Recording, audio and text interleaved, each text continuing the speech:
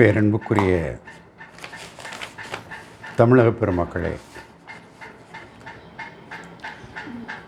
தெய்வ திருமகன் வாழ்க்கையிலே எத்தனையோ சுவாரஸ்யமான சம்பவங்கள் நடந்துள்ளது. அதை ஒவ்வொன்றாக தொகுத்து உங்களுக்கு வழங்கும் முகத்தான் இன்று ஒரு பதிவை உங்களுக்கு நான் வழங்கவிருக்கின்றேன். தெய்வ திருமகன் என்ற பெயருக்கு ஏற்ற ஒரு மகான் பசுமன் முத்துராமலிங்க தேவர் அவர்கள். தெய்வமாகவே வாழ்ந்தார் என்று சொன்னால் மிகையாகாது. பிறப்புக்கும் எல்லா உயிர்க்கும் என்ற அந்த வள்ளுவனின் வாக்கை முழுமையாக செயல்படுத்திய ஒரு அரசியல் தலைவர், ஒரு தெய்வீக குணம் கொண்ட தேவர் திருமகன் மட்டுமே என்று சொல்லலாம். அந்த வகையிலே அவரை கடவுளாக பார்த்தவர்கள் உண்டு. திருமிகு கிருபானந்த வாரியார் அவர்கள் ஒரு முறை சொற்பொழிவாற்றி கொண்டிருந்த பொழுது, அந்த சொற்பொழிவுக்கு அடுத்ததாக பேச வேண்டிய தேவர் திருமகன் சென்ற பொழுது திரு கிருபானந்த வாரியார், இதுவரை முருகப்பெருமானின் பெருமைகளை நான் கூறிக்கொண்டிருந்தேன், இப்பொழுது முருகப்பெருமானின் பெருமைகளை கூறுவதற்கு முருகனே வந்துவிட்டார் என்று சொன்னதாக நாம் கேள்விப்பட்டிருக்கின்றோம், படித்திருக்கின்றோம். அந்த வகையிலே தெய்வ திருமகனின் கூற்றுகள் அத்துணை பலம் வாய்ந்தது, பொதுமக்களின் நலன் சார்ந்தது. அந்த வகையிலே அவர் தெய்வ திருமகன்தான் என்பதற்கு உதாரணமாக சில செயல்களை ஒவ்வொன்றாக நாம் பட்டியலிடலாம் என்று கருதுகின்றேன்.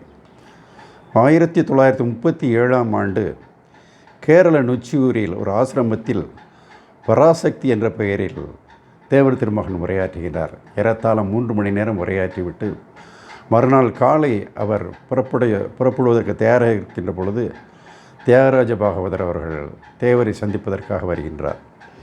அந்த நேரத்திலே தியாகராஜ பாகவதற்கு கண் பார்வை மங்கி சற்று பார்வை இழந்த நிலையிலே தேவர் திருமகனை சந்தித்து, தேவரையா, தங்களை காண வேண்டும் என்று பல தடவை நான் எண்ணினேன்.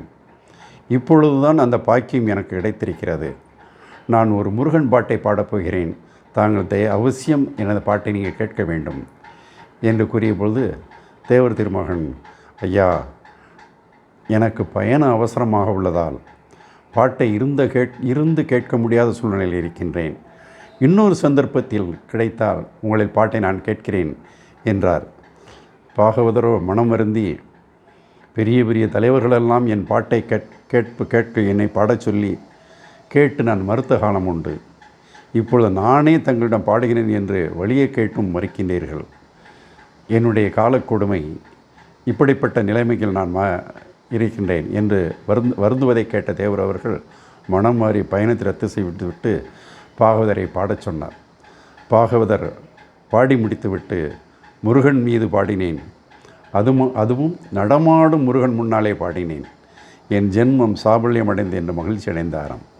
அந்த வகையிலே முருகக் கடவுளாகவே வாழ்ந்து, தெய்வ திருமகனாக அவதரித்து, தெய்வ திருமகனாகவே வாழ்ந்து, இம்மண்ணில் மக்களின் நலன் ஒன்றே பெருமையாக கருதி அவர்கள் நலன்களுக்காக பாடுபட்ட தெய்வ திருமகனின் வாழ்க்கையிலே இதுபோன்ற சுவாரஸ்யமான நிகழ்வுகள் நிறையவே உண்டு. அதை ஒவ்வொன்றாக உங்களுக்கு தொகுத்து தருவதில் நான் மகிழ்ச்சி அடைகிறேன். இன்று பாகவதரின் வாயால், தியாகராஜ பாகவதரின் வாயால் முருகக்கடவுள் என்று தெய்வ திருமகனை அழைத்தார். அந்த தெய்வ திருமகன் பற்றி ஒவ்வொரு நிகழ்வாக உங்கள் முன் படைப்பதில் பெருமை கொள்கிறேன். நன்றி, வணக்கம்.